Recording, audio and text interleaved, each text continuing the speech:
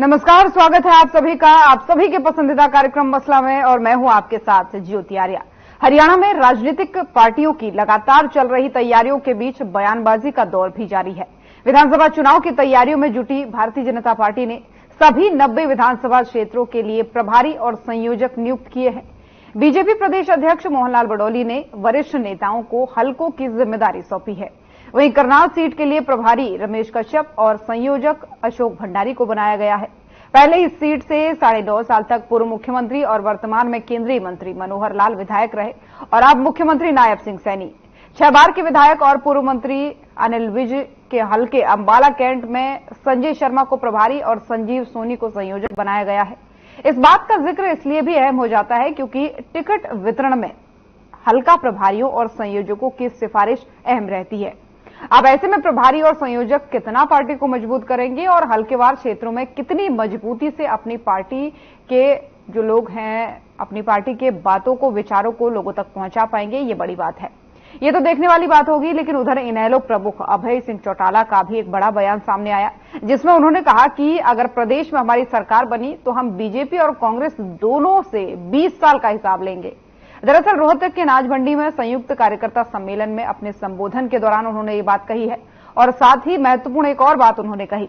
उन्होंने कहा कि हम सरकार बनाने के लिए किसी के दरवाजे पर जाएंगे नहीं, बल्कि कोई अगर हमारे दरवाजे पर आएगा तो सोचकर फैसला करेंगे और हर हाल में हरियाणा में सरकार बनाकर रहेंगे।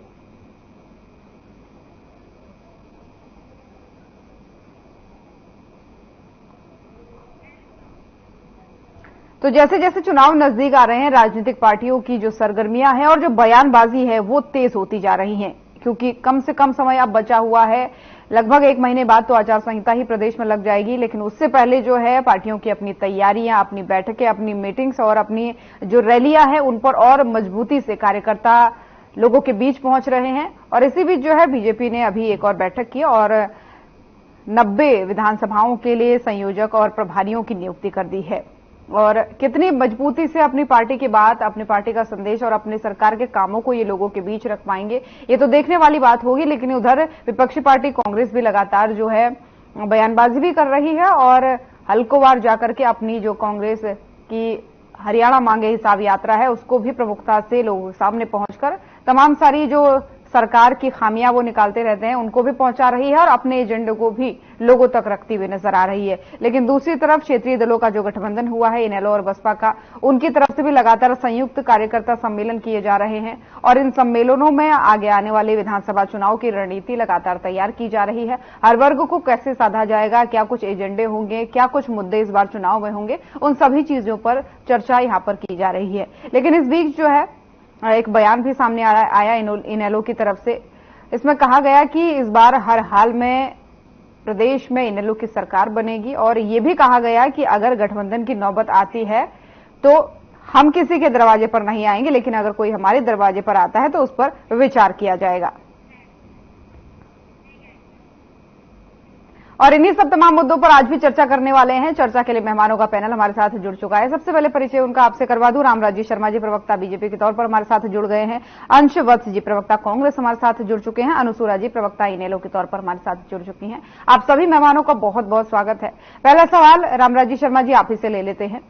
संयोजक और प्रभारी आपने 90 विधानसभाओं के लिए नियुक्त कर दिए गए हैं, तो ऐसे में क्या लग रहा है जो रही सही कमी है वो पूरी कर पाएंगे? पार्टी के जो एजेंडे हैं, पार्टी के जो उद्देश्य हैं आने वाले चुनाव से पहले या फिर आगे के लिए भी 5 सालों के लिए, वो लोगों के बीच आसानी से रख पाएंगे या कितनी मजबूती इससे मिलेगी?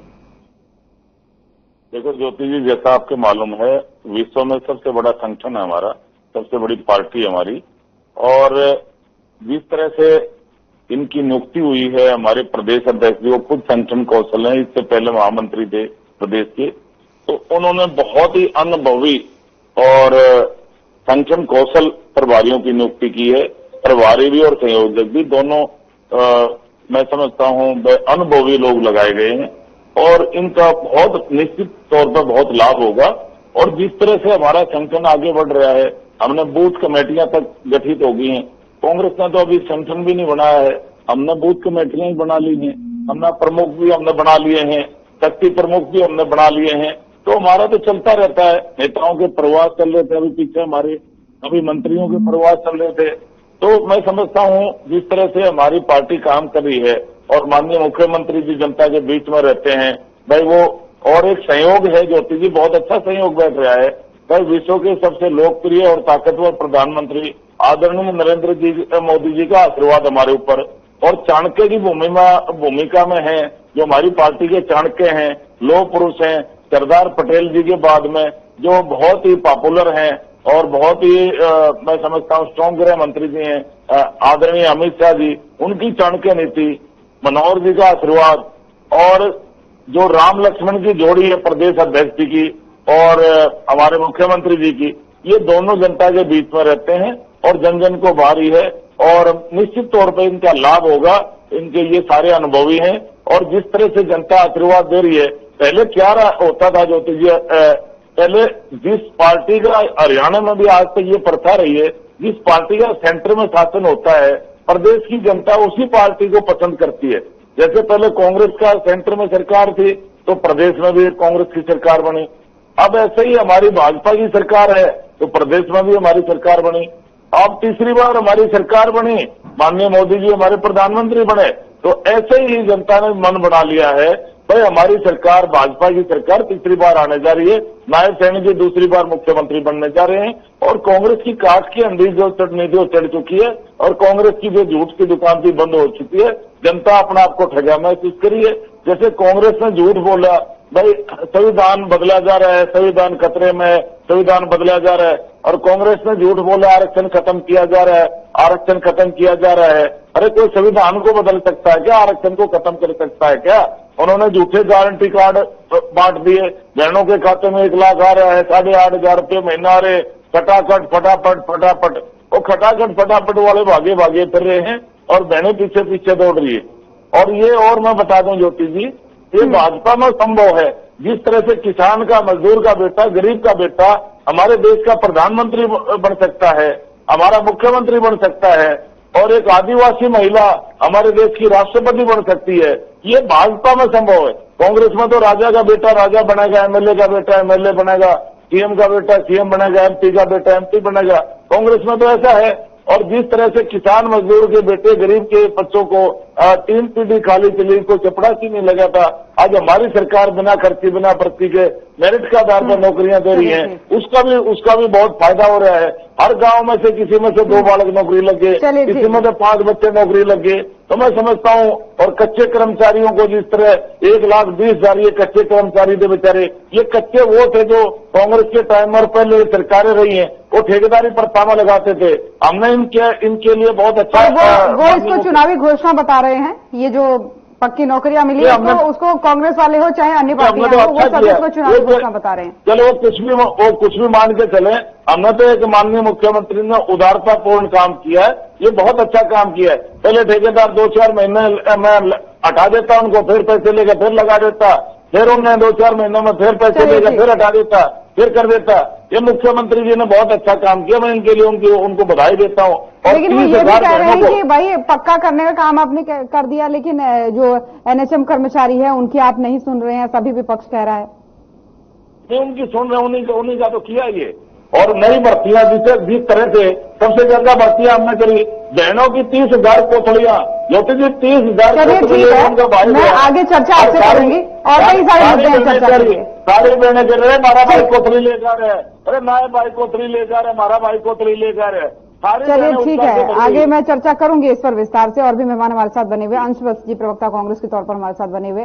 वत्स साहब, आप इनके सवालों का कुछ जवाब भी देना चाह रहे थे, लेकिन मेरा सवाल ये भी है, जैसा कि इन्होंने सवाल उठाया कि भाई आपका तो संगठन ही नहीं बना, लेकिन हमने प्रभारी भी नियुक्त कर दिए हैं, संयोजक भी नियुक्त कर दिए हैं और पूरी तरीके से हम बिल्कुल तैयार हैं।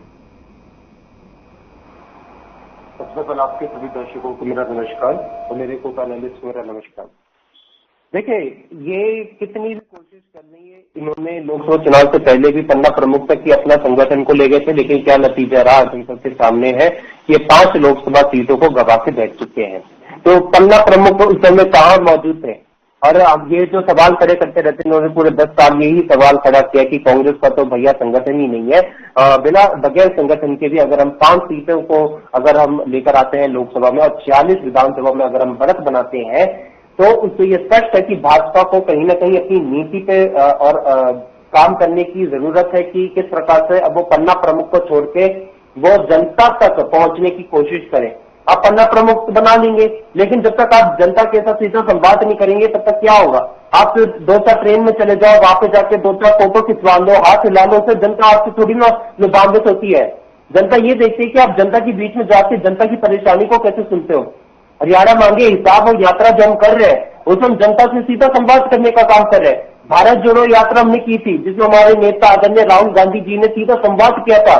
उन्होंने ये नहीं देखा था कि उनके सामने जो आ रहा है वो व्यक्ति कैसा है, उन्होंने हर एक व्यक्ति से सीधा संवाद किया था और हर एक व्यक्ति से आज भी सीधा संवाद कर रहे हैं।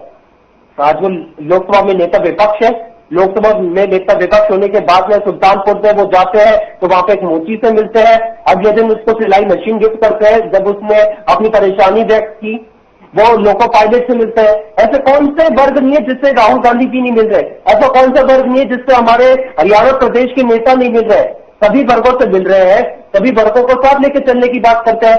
मैं आज ही देख रहा था फोन पे, मोदी जी ने तमाम जो हमारे ओलंपिक के मेडलिस्ट थे उन सबको उन्होंने फोन पे बधाई दी। मैं एक चीज सोच रहा हूं कि विनेश फोगाट जी को क्या वो बधाई देंगे? आपके मुख्यमंत्री ने तो उनको मेडलिस्ट की तरह उनको तमाम सुविधाएं देने की तो उन्होंने बात कर दी, लेकिन क्या मोदी जी उनको फोन करेंगे? आपकी आवाज अभी नहीं आई है, अभी थोड़ी देर में दीजिएगा जवाब, एक बार उनको सुन लीजिए। दूसरा चीज हरियाणा सरकार ने ना उसको शिक्षा मान लिया, जब जंतर मंतर पर उनको अवार्ड ही मान लिया। दिल्ली पुलिस की मैंने इनको रोका नहीं। शर्मा जी देखिए, मैं आऊंगी थोड़ी देर पर, इसको इससे जो हमारी महिला पहलवानों को सर्वों पर जब घसीटा था, जब उनके साथ बर्बरता बढ़ती थी, तब मोदी जी को याद नहीं आई थी पहलवानों की? जब उनको एथलीट की याद नहीं आई थी? आज जब जैसे कोई भी एथलीट एक मेडल लेकर आ गया तो आज मोदी जी उनको तभी फोन कर देते हैं। लेकिन जब वो अपने न्याय के लिए बैठी थी महिला पहलवान, तब मोदी जी को एक बार उनको याद नहीं आई, एक भी सांसद को उनकी याद नहीं आई मोदी जी की। तब उनके पन्ना प्रमुख कहां से? मैं एक सवाल ये पूछता हूँ। इन्होंने बड़ी बड़ी बातें की कि सेंटर का जो असर है वो स्टेट पर पड़ता है। सेंटर का असर स्टेट पे किस प्रकार से पड़ता है हम सबको दिख रहा है कि सेंटर में आप 5 लोकसभा सीटें गंवा चुके हैं। आप सेंटर में गठबंधन की सरकार चला रहे हैं। अरे भारत में तो ज्ञान की क्या बात आई है, इतना ज्यादा होने की जरूरत नहीं है। दिखेगा और स्टेट में स्पष्ट बहुमत की कांग्रेस की सरकार बनेगी। अब 70 सीटों पर कांग्रेस पार्टी अपना बहुमत सिद्ध करके अब अपनी जो है सरकार बनाने वाला, 70 सीटों पर अपनी बढ़त बनाएंगे। इन्होंने बात की कि कांग्रेस पार्टी ने झूठ बोला। अरे भैया कौन सा झूठ बोला? संविधान बदलने की बात करते हुए संविधान बदला जा रहा है, ये झूठ बोला आरक्षण खत्म किया जा रहा है, झूठ नहीं बोला। मैं पूछता हूँ आरक्षण को खत्म कर सकता है क्या? आपने झूठ बोला, ये उन्होंने सवाल सुना, जवाब दे रहे हैं। एक सेकेंड, यहाँ पे आपने झूठ नहीं बोला क्या? ये काट के एक बार चढ़ गया, आगे चढ़ने वाली नहीं। आपने झूठ बोला संविधान बदला जा रहा है, आपने झूठ बोला आरक्षण खत्म किया जा रहा है, आपने झूठ बोला बहनों के खाते में 1 लाख रुपए सालाना आ रहे, 8,500 रुपए महीना जा रहे। आपने तो झूठा गारंटी कार्ड भी देते हैं उनके बात में। मैं चाहता हूँ कि मैं चीज मेरे टाइम पे कोई ना बोले। मैं इस मंच से बैठ के एक एक शब्द जो बोल रहा हूँ वो मेरी पार्टी की विचारधारा को यहाँ पर रिप्रेजेंट कर रहा है। इसी प्रकार से मेरे नेता अगर किसी भी मंच पर जाके एक एक शब्द बोलते हैं वो मेरे पार्टी की विचारधारा को रिप्रेजेंट करते हैं। उसी प्रकार से मैं सवाल पूछता हूँ, सर राजस्थान की उप मुख्यमंत्री का पद छोटा पद है क्या? ये नहीं बताते कप्तान साहब अगर राजस्थान के मुख्यमंत्री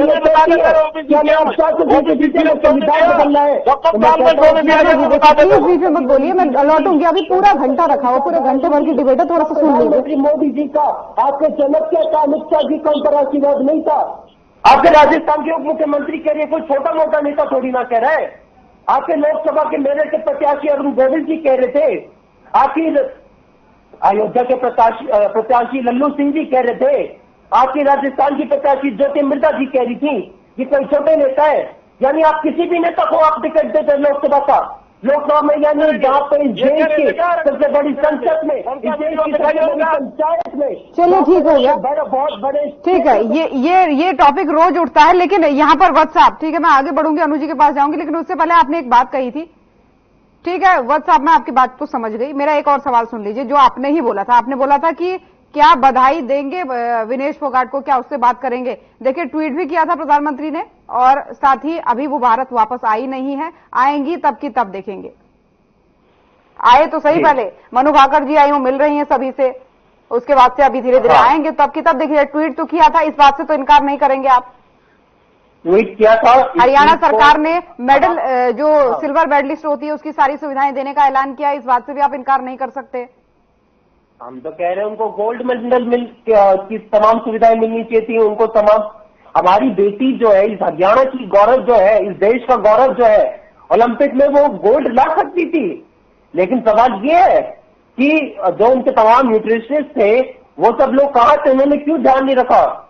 इस चीज पर तो सवाल उठता है। नहीं, इस चीज पे जांच की मांग हमारी सभी कर रहे हैं, थी तो उनको तो बल्कि जांच की मांग सभी कर रहे हैं। उनको तो बल्कि भाजपा को जो एक सीट खाली हो रही है लोक राज्यसभा की, उसी से तो उनको बल्कि राज्यसभा भेजना चाहिए। हमारी अच्छा, एक मिनट। अब आपने इतनी बड़ी बात कही दी है तो मुझको एक चीज और याद आ गई वत्स साहब, उसको सुन लीजिए, उसके बाद अनुजी आप ही के पास आ रही हूँ। देखिए इसी चीज को लेकर महावीर फोगाट जी ने भी उल्टा सा अपन निशाना साधा है। उन्होंने कहा है कि आज आप कह रहे हैं कि हम राज्यसभा भेज देते, हमारे पास अगर आंकड़ा होता तो जिस समय में गीता बबीता आई थी जीत करके, जिस समय में वो प्रतिनिधित्व कर रही थी, उस समय में तो आपने नौकरी देने के नाम पर उनको एसआई और वो बना दिया था, इंस्पेक्टर और सब इंस्पेक्टर बना दिया था। फिर हमको कोर्ट की शरण लेनी पड़ी, तब जाके बीजेपी ने उनको डायरेक्टर का पद दिया, डिप्टी डायरेक्टर का। अब आप कह रहे हैं राजनीति कर रहे हैं। महावीर फोगाट जी इस बात को बोल रहे हैं। अब मैं आपका जवाब देता हूं, ठीक है। देखिए वही गीता जो फोगाट थी, वही विनीश फोगाट उसी परिवार से आती है। उन्होंने पहले जब वो जीत कर आई थी टोक्यो ओलंपिक से, वो उन्होंने बड़ी बड़ी तारीफें की थी भाजपा सरकार की। मोदी जी के साथ बैठकर उन्होंने चाय भी पी थी। लेकिन उन्हीं विनेश फोगाट ने मोदी जी के ही सांसद के खिलाफ उन्होंने धरना प्रदर्शन किया था, अपने न्याय की लड़ाई लड़ी थी। और उसके बाद उन्होंने महसूस किया कि जिस एथलीट ने, जिन पहलवानों ने इस देश का गौरव अंतर्राष्ट्रीय मंच पर उन्होंने फहराया है, इस देश का झंडा उन्होंने अंतर्राष्ट्रीय मंच पर फहराने का काम किया है, उन लोगों को भाजपा की दिल्ली पुलिस ने, भाजपा की सरकार ने किस बर्बरता के साथ जंतर मंतर पर दिल्ली की सड़कों पर घसीटने का काम किया है, उन्होंने महसूस किया। और इस बीच में हमारी प्रियंका गांधी जी, हमारी नेता कांग्रेस महासचिव, उनसे मिली, उनका दर्द उन्होंने साझा किया, उनके बीच में बैठी। अरे आएगा प्रियंका गांधी ने, राहुल गांधी प्रियंका गांधी आया क्यों नहीं जा रहे? 12 साल की बेटी के कैसे हो रहा है, क्यों नहीं जा रहे वहां पे? अरे क्या क्यों नहीं जा रहे? 12 साल की बेटियों से कैसे हो रहा है? ठीक है, मैं समझ गई, अपने बारे में बोलिएगा। 12 साल की बिटिया से। शर्मा जी प्लीज देखिए, अभी शुरू ही हुई है डिबेट, अभी से इतनी बहस नहीं, सुन लीजिए एक बार सुन लीजिए। अभी तीसरे मेहमान भी हमारा इंतजार कर रहे हैं। देखिए वत्स साहब, मैं समझ गई आपकी बात को, आपने क्या कहा, लेकिन मेन मुद्दा तो ये है ना कि 2012 में कांग्रेस की सरकार थी, जब गोल्ड और सिल्वर जीत के आई थी गीता और बबीता फोगाट, उस समय की ये बात हो रही है। उनको इंस्पेक्टर और सब इंस्पेक्टर का पद दिया गया, जबकि उनको डिप्टी डायरेक्टर का पद दिया जाना था। उस समय की बात भी हो रही है। सुनिए, हाँ देखो तो क्या आज वो ये भी देख रही है, लेकिन साथ में कि आज जब उनको न्याय चाहिए था, अपने हक के लिए वो लड़ रही थी, जब अपने हक के लिए वो लड़ रही थी, उनको न्याय चाहिए था, उस समय पे भाजपा ने अपने सारे दरवाजे बंद कर दिए। ना केवल सिर्फ अपने दरवाजे बंद कर दिए, उनको कैसे कैसे नामों से उन्होंने बोला, उनको उनकी पूरी ट्रोल आर्मी उनके पीछे लगा दी। आप एक तरफ उनका सम्मान करते हो, दूसरी तरफ आपकी ट्रोल आर्मी जो है पूरा उनको ट्रोल करने पे तुली हुई है। उनको क्या क्या नहीं कहा। आज जब वो अपना गौरवान्वित, जब उन्होंने इस देश को पुनः करवाया है, तो आज मोदी जी को मजबूरन अपने अहंकार को एक दरकिनार करके उनको विनेश फोगाट को उनको कहना पड़ा, उनके पक्ष में आना पड़ा। लेकिन सवाल ये है कि क्या वो उनको फोन करेंगे? सवाल ये है कि क्या उनसे वो मिलेंगे, और किस मुंह से मिलेंगे?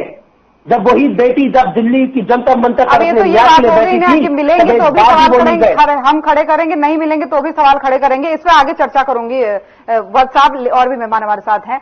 अनु जी, थोड़ा सा लेट हो गई आप तक पहुंचने पर, लेकिन सबसे पहला सवाल तो मेरा यही रहेगा कि चुनाव को लेकर तैयारियां कैसी है आपकी, क्योंकि गठबंधन बन चुका है, तो कैसे आप लोग मिलकर साथ चल रहे हैं, क्या रणनीति बन रही है? उसके बाद इन मुद्दों पर आऊंगी, क्योंकि अभी आपका संयुक्त कार्यकर्ता सम्मेलन हुआ था, उस पर यह भी कहा गया था कि इस बार तो अगर हमारी सरकार बन गई तो हम दोनों से हिसाब लेंगे और 20 साल का हिसाब लेंगे। जी सबसे पहले तो आपको नमस्कार, सारे दर्शकों को, मेरे प्रवक्ता भाइयों को नमस्कार। मैं मेरी बात रखने से पहले सिर्फ एक सवाल पूछना चाहूंगी कांग्रेस के प्रवक्ता वत्स साहब से कि जब हुड्डा साहब की सरकार थी और तब जो ये खिलाड़ी थे, जो पहलवान बेटियां थी, इनको कोर्ट क्यों जाना पड़ा? ये बात इन्होंने 2 बार टाल दी, लेकिन मैं तीसरी बार पुनः पूछती हूँ वही सवाल। इन्होंने बहुत खूबसूरती से टाला सवाल को, लेकिन मैं पुनः पूछती हूँ कि जो महिला पहलवान हमारी उस दौरान जीत के आई थी, उनको कोर्ट क्यों जाना पड़ा अपने अधिकार लेने के लिए जब हुड्डा सरकार हरियाणा में थी? क्या ये जवाब देने में सक्षम है या इस बार भी टाल मटोल करेंगे? आप अपनी बात रखिए, मैं आगे फिर यही सवाल पूछूंगी उनसे एक बार। जी, तो मैं अपनी बात शुरू करती हूँ। सबसे पहले हरियाणा के अंदर कर्णम मल्लेश्वरी जो ओलंपिक में मेडल लेके आई थी, सबसे पहले हरियाणा के अंदर 25 लाख रुपए की राशि, वो बहुत ही हरियाणा की, देने का काम चौटाला साहब ने शुरू किया था। तब ये परंपरा शुरू हुई थी खिलाड़ियों के सम्मान की। याद दिलाना बहुत जरूरी है क्योंकि 20 साल हो चुके हैं इनेलो की को सत्ता में आए। 10 साल भाजपा को देखा है जनता ने, और उससे पहले 10 साल कांग्रेस का राज भी देखा, और अगर याद करेंगे तो सब याद आ जाएगा। लेकिन मैं पुनः ये बताना चाहूंगी, बड़ी खुशी की बात है कि इस बार इनेलो और बसपा का जो गठबंधन है वो सरकार बना रहा है।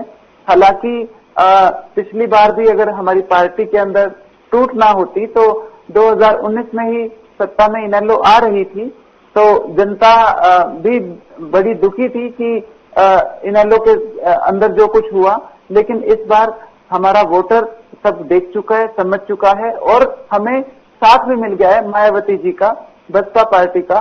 तो डेफिनेटली हमारी सरकार बन रही है।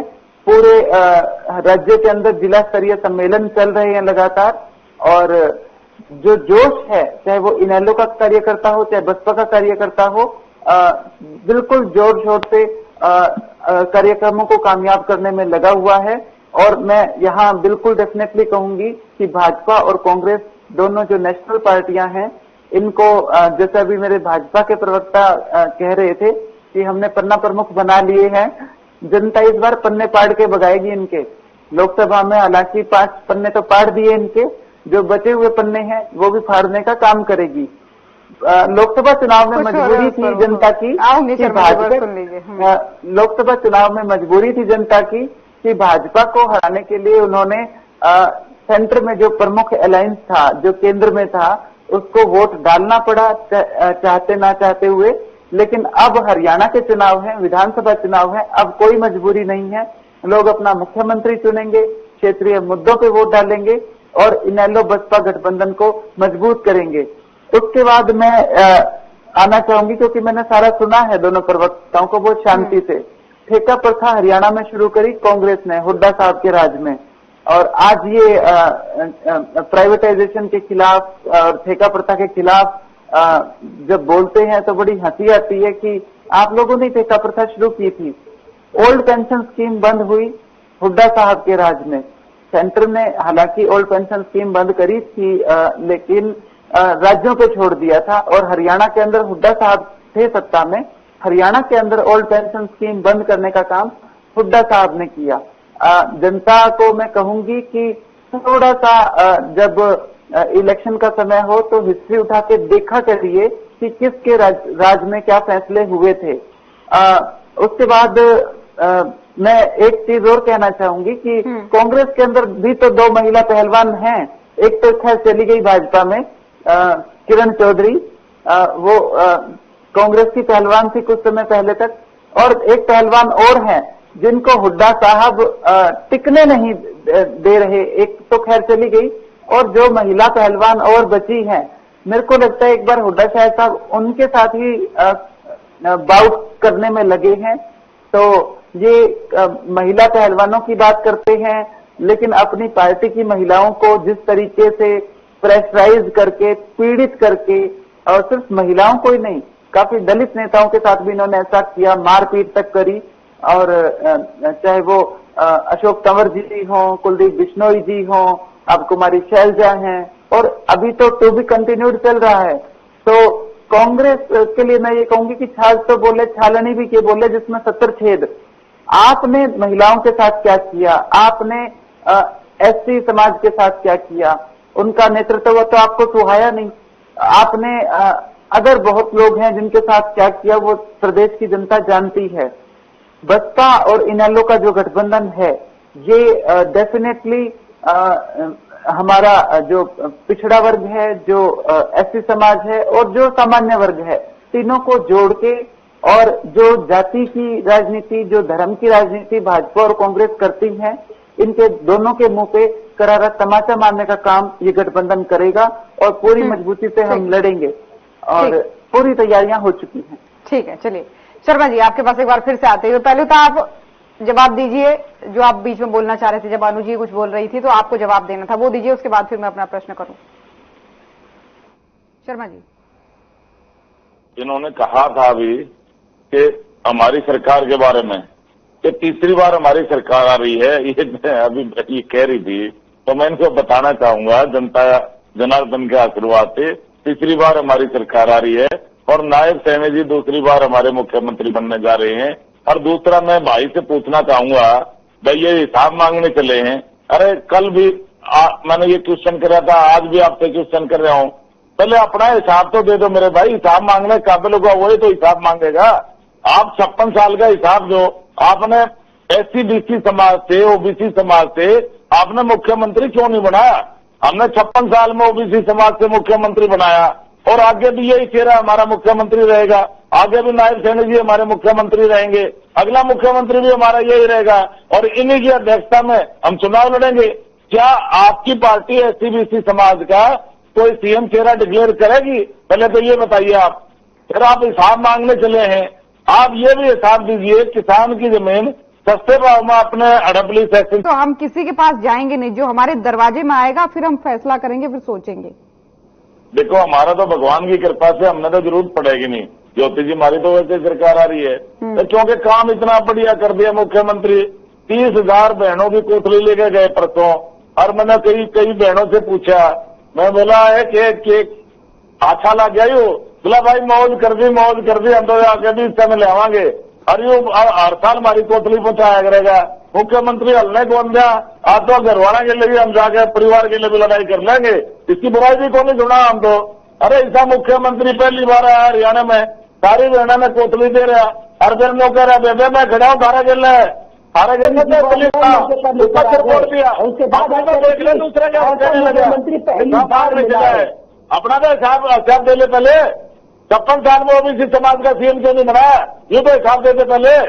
एससी बीसी समाज से सीएम से ना डिक्लेयर करोगे क्या? चलिए ठीक, तो 4 ठीक है लौटूंगे। आपने जवाब वही दिया जो पिछले उसमें दिया था। हाँ अनु जी छोटा सा स्टेटमेंट अपना दे दीजिए, उसके बाद फिर मैं वत्स साहब के पास जा रही हूँ। भाजपा के प्रवक्ता साथी ने कहा, शर्मा जी ने कहा कि हमें तो गठबंधन की जरूरत ही नहीं पड़ेगी इस चुनाव के बाद। गठबंधन की जरूरत तो आपको पिछली बार ही पड़ गई थी और हमारे बालकों के सारे आपकी नैया पार लगी 4.5 साल, तो गठबंधन की जरूरत तो पड़ जाती है, भले भलों को पड़ जाती है। तो और इस बार तो खैर आपने ठीक कहा, गठबंधन की जरूरत ही नहीं पड़ेगी क्योंकि आपको विपक्ष में बैठना है। सरकार तो इनेलो और बसपा की बनने जा रही है। उसके बाद आपने जिक्र किया कि सैनी साहब, मेरे को तो बड़ी मतलब शर्मा जी की इस बात के लिए मैं तारीफ करूंगी कि बड़ी कुछ भी बोल देते हैं। कहते सैनी साहब कोठड़ी भेज रहे हैं महिलाओं की, तो कोठड़ी अभी तो सामड़ी नहीं है खट्टर साहब की। खट्टर साहब ने कितने मैं कहूंगी घेवर दिए हैं हरियाणा की जनता को। अब मैं थोड़ी सी चलो हंसी मजाक डिबेट में थोड़ा बहुत हो जाता है, लेकिन मैं याद दिलाना चाहूंगी जनता को कि जो कोठड़ियां खट्टर साहब दे के गए थे, जिस तरीके से उन्होंने कहा सठे साठम समाचरेत, मतलब सीधा किसानों पे आदेश दिए गए थे कि इनके सिर फोड़ दो। ये सब भूला नहीं है हरियाणा का किसान। जिस तरीके से इन्होंने मैं तो हैरान हूं क्योंकि आप चाहे वो भाजपा के प्रवक्ता हो चाहे कांग्रेस के प्रवक्ता, आपके ही समाज को फरसा दिखाया था और सरेआम पब्लिक में कहा था कि गर्दन काट दूंगा तेरी। और किसको कहा? एक व्यक्ति जो मुकुट पहना रहा था अपने प्रदेश के मुख्यमंत्री को, उसको ये कहना कि तेरी गर्दन काट दूंगा। इस तरह की तो भाषा रही है। मैंने तभी ये कहा कि कोठरी तो खट्टर साहब पूरी झोली भर के देके गए थे हरियाणा की जनता को, जिसे कभी नहीं भूलेगी हरियाणा की जनता। जो भाषा खट्टर साहब की रही है, हालांकि सैनी साहब को तो मैं निवेदन करूंगी कि खट्टर साहब की राही मत चलना, बहुत ही आपत्तिजनक भाषा रही है उनकी पूरे उनके 9.5 साल के कार्यकाल में। लेकिन दूसरी तरफ बात ये भी है ना कि भाजपा चेहरा दिखाती कोई है और बाद में चुनावों के बाद क्या होगा वो जनता भी समझती है। जिस तरीके से जो खेल कांग्रेस खेल रही है कि किसी का चेहरा दिखा के वोट लेने की कोशिश कर रही है, वाली पार्टी कहना चाह रही है भारतीय जनता पार्टी। हाँ, देखो बहुत सीधी सी बात है कि जो केंद्रीय पार्टी होती है, जो नेशनल पार्टी है, इनके मुख्यमंत्री तो सेंटर की कठपुतली होते हैं। जिस तरीके से हुड्डा साहब को लेके आए थे कि भजनलाल जी का मुंह दिखा के वोट लिया और फिर सीएम बना दिया हुड्डा साहब को, तो हुड्डा साहब कोई क्या चीज है सेंटर के लिए। अब कोशिश यही है कि मुंह दिखाएंगे हुड्डा साहब का और आगे क्या होगा वो भगवान जाने। तो जो सेंट्रल पार्टियां हैं इनका कोई दीन ईमान नहीं है। बसपा और इनेलो का जो सीएम है वो अभय सिंह चौटाला जी ही होंगे। और यहाँ पे बात ये है कि अगर इनेलो डिप्टी सीएम भी बनाती है, चाहे वो जरूर अभय चौटाला जी ने कहा भी है कि बैकवर्ड और एससी दोनों समाज से हम डिप्टी सीएम बनाएंगे और मंत्री भी बनाएंगे, अच्छे विभागों का मंत्रालय देंगे। तो हमारे जो मंत्री भी होते हैं ना, इनेलो के जो मंत्री होते हैं, डिप्टी सीएम होंगे, वो इनके मुख्यमंत्रियों से ज्यादा पावरफुल होंगे क्योंकि वो सेंटर की कठपुतली नहीं होंगे। चलिए ठीक है, ये देखने वाली बात होगी आने वाले समय में। वत्स साहब देखिए, इन्होंने सबसे बड़ी बात ये कही कि ठेकेदारी की प्रथा हो, चाहे ओल्ड पेंशन स्कीम को बंद करने की चाहे बात हो, ये दोनों आप ही के सरकार में हुआ था। तो आप अब किस मुंह से ये कह रहे हैं कि नहीं भाई हमने सब अच्छा किया? और एक और सवाल उन्होंने स्टार्टिंग में पूछा था, जो मैंने भी पूछा था, उसका भी जवाब दे दीजिएगा कि कोर्ट जाने की जरूरत क्यों पड़ी थी बीजेपी कांग्रेस की सरकार में खिलाड़ियों को। जी, मैं सभी बातों का अच्छे से जो है जवाब देना चाहूंगा। बिल्कुल। और मैं कुछ चीजों पे बात रखना चाहता हूँ। कुछ जो ये बड़ी बातें करते हैं ये रोजगार को लेकर भाजपा के प्रवक्ता जब भी बैठते हैं, कांग्रेस जब सरकार थी हमारी प्रदेश में, हमने 2 लाख से ज्यादा सरकारी नौकरियां दी थी, हमारे में सर्वाधिक जो था निवेश आया था, हमने जो विदेशी कंपनियां थी वो बहुत ज्यादा हरियाणा में आई थी, जिसकी वजह से नौकरियां बढ़ी थी। और खास बात यह था कि हरियाणा को जो नारा जो हरियाणा से निकलता था वो था जय जवान, जय किसान, जय पहलवान। ये एक नारा जो था हरियाणा की पहचान भी था और हरियाणा की ताकत भी था। तो इसी वजह से हमारे यहाँ से किसान ही बहुत अच्छे, किसान जो थे अच्छे से फल फूल रहे थे। और जो सेना में जाने के लिए जो था, तो हमारे यहाँ से जो थे करीब 5,500 हमारे जो थे पक्की भर्ती होती थी सेना में। अब भाजपा के यहाँ पे परिस्थिति क्या है? हरियाणा में भाजपा की परिस्थिति जो ये बड़ी बातें करते हैं रोजगार को लेकर, और बड़े मैं पूछता हूँ किस मुंह से रोजगार को लेकर बातें करते हैं। अभी इन्होंने रोजगार को लेकर बात की थी कि हमने जो है बिना पर्ची की नौकरी दी है, ये जो बात करते हैं। मैं पूछता हूँ, मैंने 30 से ज्यादा पेपर लीक हो गए, एसएससी का घोटाला हो जाता है, जो है ऐसे कई भर्तियों जो है उसमें कई भर्तियों में गैर हरियाणवियों को प्राथमिकता दी जा रही है। तो आप किस मुंह से बात कर रहे हैं?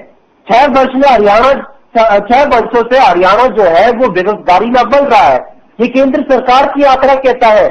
तो आप कहां से आंकड़ा पेश कर रहे हैं कि आपने रोजगार देने का काम किया है? आपने कौशल निगम की आप ऐसे ही जो योजनाएं लेकर आते हैं जिसकी वजह से आप ठेके प्रताप पे आप नौकरी देते हैं, और आप यहाँ पे कांग्रेस से सवाल करते हैं। तो आप किस मुंह से कर रहे हैं?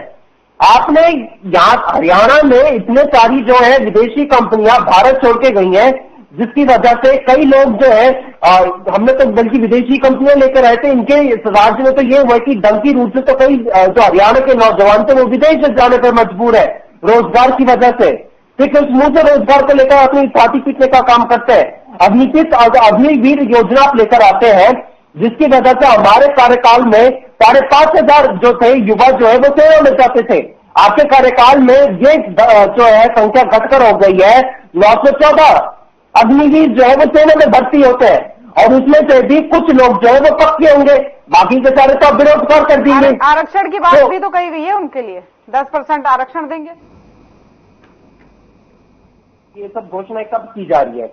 जो नायब सैनिक जी ने की है, ये घोषणा आप की है जब चुनाव नजदीक आ गए, जब विपक्ष ने इसको एक बहुत बड़ा जो है मुद्दा बनाया, जब हमारे नेता राहुल गांधी जी ने संसद में अग्निवीर को लेकर जब उन्होंने बात की है, उन्होंने इस प्रकार की घोषणा की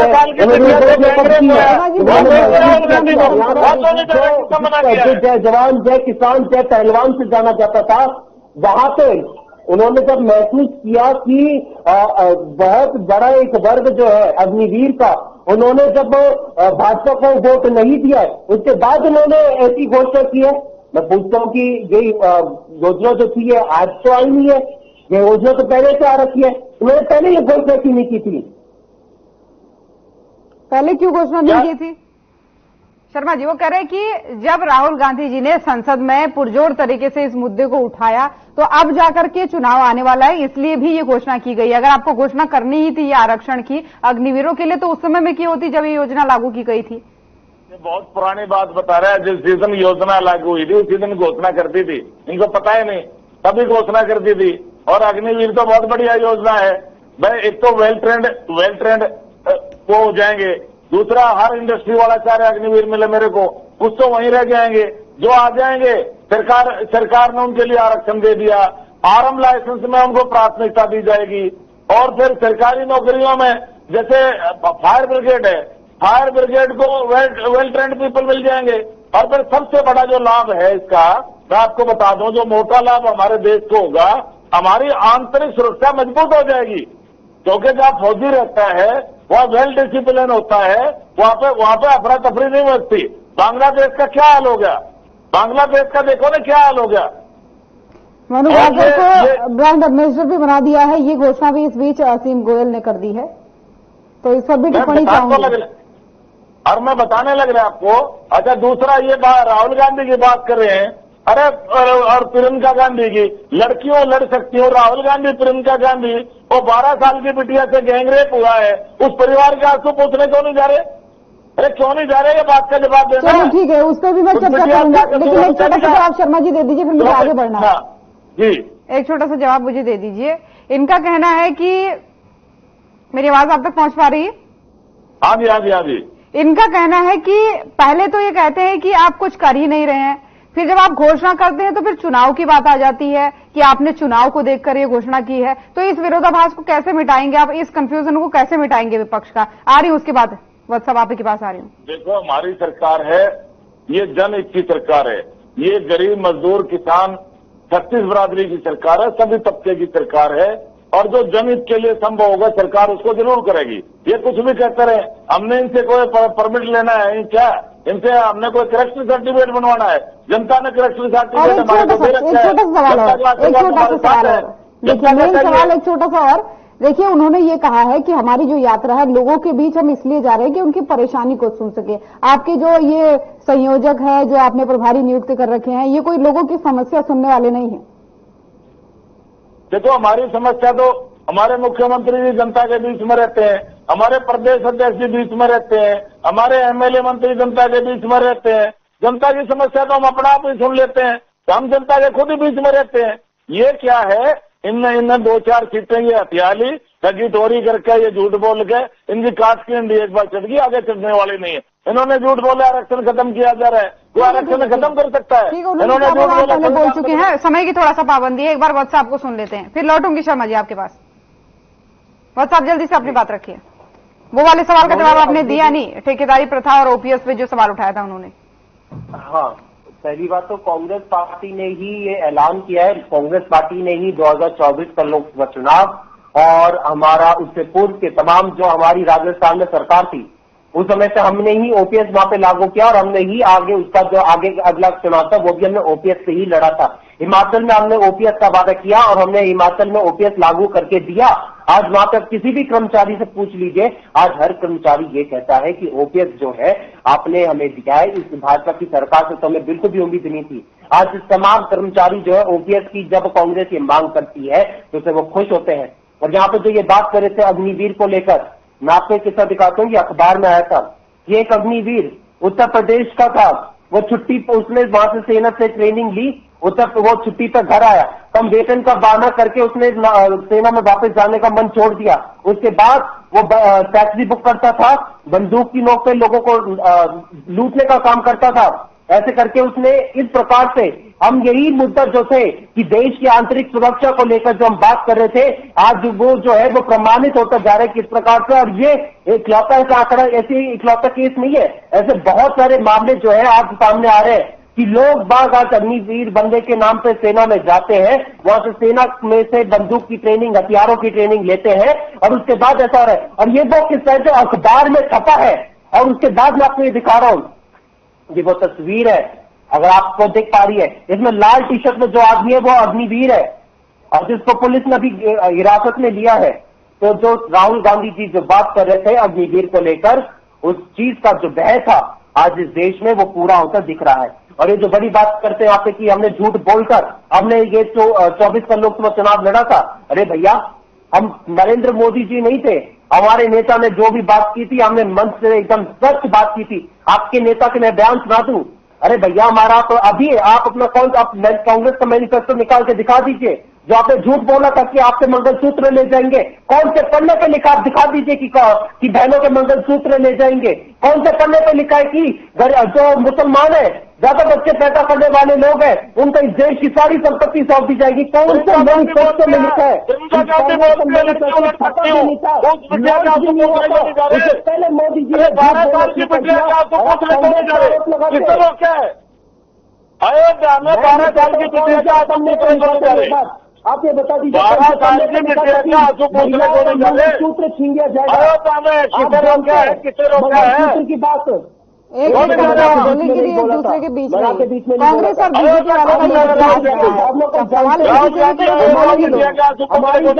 की पूर्व अध्यक्ष है, हमारी जो कांग्रेस संसदीय दल की अध्यक्ष है सोनिया गांधी जी, उनका मंगलसूत्र इस देश की मिट्टी में मिला है। आप मंगलसूत्र के बारे में बात करते हैं, आप किस मुद्दे पर बात कर रहे हैं? उस परिवार के आंसू तो पूछ लो,